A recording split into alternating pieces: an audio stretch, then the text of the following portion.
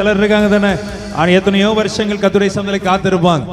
ஆனா இன்னைக்கு வந்தவங்க ஒரு சாங் மூலமா யூடியூப்ல பிரபலமாய் நிற்கும் போது உண்மையாய் கர்த்தருக்கு வளமையாய் எழுப்பி நிக்கிறவனுக்கு ஒரு பெரிய பாரம் இருக்கும். கரெக்டா இல்லையா? ஆமா தானே?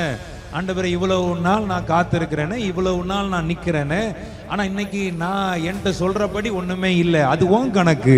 ஆனா நீங்க விசுவாசிங்க, உன்னை கொண்டு சாதாரண திட்டம்லாம் கிடையாது. இன்னும் கொஞ்ச நேரத்துல நீர் ஆகாபுக்கு முன்பதாகவே, ராஜாக்களுக்கு முன்பதாகவே நீ சவால் விடுகிற ஒரு காலமாய் உனக்குள்ள அபிஷேகம் இருக்கிறது. உனக்குள்ள கர்த்தர் வைத்திருக்கிற அபிஷேகம் சில்லறைகளுக்கு மத்தியில இல்ல, ராஜாக்களை சந்திக்க கூடிய, ராஜாக்கள் மத்தியில பேசக்கூடிய, ராஜாக்கள் மத்தியில தேவனுடைய வார்த்தையை நிலைநிறுத்தக்கூடிய அப்படிப்பட்ட ஒரு நாட்களுக்குள்ளாகத்தான் தேவன் தம்முடைய பிள்ளைகளை, உங்களை கொண்டு வர